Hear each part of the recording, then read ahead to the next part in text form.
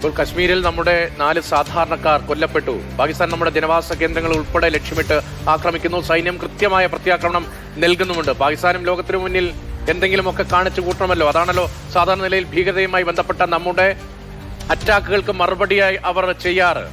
ഇപ്പോൾ കശ്മീരിലെ ആളുകളുടെ മുഖം മനസ്സിലേക്ക് സ്വാഭാവികമായി വരുന്നുണ്ടാകുമല്ലോ. ഭീകരതയ്ക്ക് മുഖമില്ല, അവിടെ നിങ്ങളെ ചേർത്ത് പിടിച്ച ആളുകൾക്ക് മതമില്ല, നമ്മുടെ ദേശ സ്നേഹത്തിന് അതിരുകളില്ല, ദേശ സ്നേഹത്തിന് ഭാഷാ വ്യത്യാസമില്ല. കശ്മീരിന്റെ മണ്ണിലേക്ക് ഒരിക്കൽ കൂടി മനസ്സുകൊണ്ട് മടങ്ങിപ്പോയാൽ ഈ ആക്രമണം ഉണ്ടാകുമ്പോൾ അന്ന് ചേർത്ത് പിടിച്ചവർക്കും എത്രത്തോളം സന്തോഷമുണ്ടാകും? അവരും എന്നെ പോലെ അഭിമാനിക്കുന്നുണ്ട്. അവരും വേറെയല്ലല്ലോ, അവരും ഇന്ത്യക്കാരല്ലേ. അവരും എന്നെ പോലെ, നമ്മളെ പോലെ അഭിമാനിക്കുന്നുണ്ടാവും, സന്തോഷിക്കുന്നുണ്ടാവും, സമാധാനിക്കുന്നുണ്ടാവും. ആരതിക്ക് കിട്ടിയ സഹോദരന്മാരുണ്ട് അവിടെ, അവരൊക്കെ സുരക്ഷിതരായി ഇരിക്കുന്നു, അവരുടെ ജീവിതം എങ്ങനെ മുന്നോട്ട് പോകുന്നു, ഇതൊക്കെ അറിയാനുള്ള ആകാംക്ഷയും. ഞാൻ ഇന്ന് അവരോട് മിണ്ടിയിട്ടില്ല. ഈ വാർത്തയ്ക്ക് ശേഷം ഞാൻ മിണ്ടിയിട്ടില്ല. അവർ സുരക്ഷിതരായിരിക്കും എന്ന് വിശ്വസിക്കുന്നു.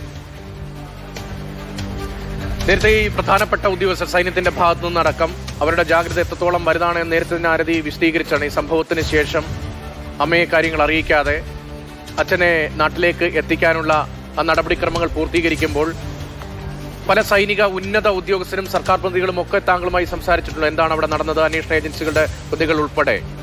ഇങ്ങനെ ഒരു തിരിച്ചടി ഉണ്ടാകും, ഇങ്ങനെ ഒരു തിരിച്ചടി ഉറപ്പായും ഉണ്ടാകും, അത് വൈകില്ല എന്ന് അന്നേ മനസ്സിൽ ബോധ്യമുണ്ടായിരുന്നോ? അവരുടെ ഉറപ്പ് അത്രത്തോളം വലുതായിരുന്നു അന്നേ?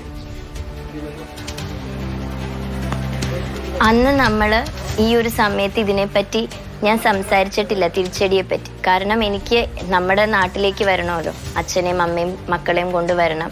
അതായിരുന്നു ഞാൻ ഇതിനെപ്പറ്റി ആലോചിച്ചത്. കാരണം ഈ നടന്ന സമയം തുടങ്ങി ഫ്ലൈറ്റിൽ ഇരിക്കണ വരെയും ഞാൻ ഓട്ടത്തിലായിരുന്നു. അമ്മയെ അറിയിക്കരുത്, കാര്യങ്ങൾ ചെയ്യാനുണ്ട്, ഇവിടെ കോർഡിനേറ്റ് ചെയ്യണം. കാരണം ഇവിടെ ഉള്ള ചേട്ടനും കുടുംബാംഗങ്ങൾക്കും ഞാൻ പറയുന്ന വിവരങ്ങളും പിന്നെ എല്ലാ ഗവൺമെൻറ് ഒഫീഷ്യൽസും irrespective of any political party എല്ലാവരും ഞങ്ങളെ സഹായിച്ചിട്ടുണ്ട്. അപ്പോൾ ആ സമയത്ത് ഇതിനെപ്പറ്റി ചർച്ചയോ ഇതിനെപ്പറ്റിയുള്ള ചോദ്യോത്തരങ്ങളോ ഒന്നും ഉണ്ടായിരുന്നില്ല. It was just A humanitarian moment among all of us among there. അപ്പോൾ ആ സമയത്ത് ഇതിനെപ്പറ്റി ചെയ്തില്ല. പക്ഷെ ഒറ്റയ്ക്കിരിക്കുന്ന നേരത്ത് എന്തായിരിക്കും എങ്ങനെയായിരിക്കും എന്ന് ഞാൻ ചിന്തിച്ചിട്ടുണ്ട്. അത് നന്നായി ചെയ്യാൻ പറ്റണേന്ന് പ്രാർത്ഥിച്ചിട്ടുമുണ്ട്. ഇന്ത്യക്കും ആർമിക്കും അതിനുള്ള ഇത് ചെയ്യുന്ന എല്ലാവർക്കും ആയുസ്സും ആരോഗ്യവും എല്ലാം കൊടുക്കണേ, ശക്തി കൊടുക്കണേന്ന് ഞാൻ പ്രാർത്ഥിക്കാറുണ്ട്. ഈ ഓപ്പറേഷനിൽ പങ്കെടുത്ത നമ്മുടെ വ്യോമസേനയുടെ പൈലറ്റുമാർ അവരെല്ലാം സുരക്ഷിതരായി മടങ്ങിയെത്തി എന്ന സന്തോഷമുള്ള വിവരം കൂടി പങ്കുവെക്കുന്നുണ്ടായിരുന്നു അല്പം മുമ്പ് സൈനിക വൃത്തങ്ങൾ.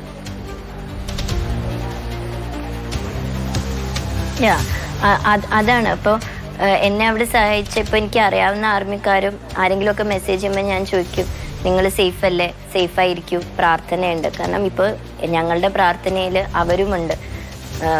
പണ്ട് അയ്യോ അയ്യോ എന്ന് മാത്രം എമ്പത്തറ്റിക് ആയിട്ട് പറഞ്ഞ സ്ഥലത്ത് ഇപ്പം അവർക്കും കൂടി എല്ലാ ദിവസവും പ്രാർത്ഥിക്കുകയാണ്, അവരുടെ ശക്തിക്കും ആരോഗ്യത്തിനും ആയുസ്സിനും വേണ്ടി. അതെന്നും അങ്ങനെ ഉണ്ടാവും.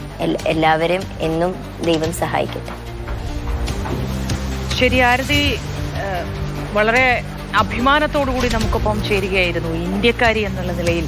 അച്ഛനെ നഷ്ടപ്പെട്ട, നേരത്തെ രതീഷ് പറഞ്ഞതുപോലെ ആ വാക്കുകൾ വല്ലാതെ കൊളുത്തി വലിക്കുന്നതാണ്. അതിനുള്ള മറുപടിയാണ് ഇന്ത്യൻ സേന നൽകിയത്. ഭീകരരെ ഈ ഭൂമി നിങ്ങൾക്കുള്ളതല്ല എന്ന് തെളിയിച്ചിരിക്കുന്നു. സിന്ധൂരപ്പൊട്ട് മായ്ച്ചു കളഞ്ഞ ഭീകരർക്കുള്ളതല്ല ഈ ഭൂമി എന്ന് നമ്മുടെ ചുടക്കുട്ടികളായ സൈന്യം തെളിയിച്ചിരിക്കുന്നു.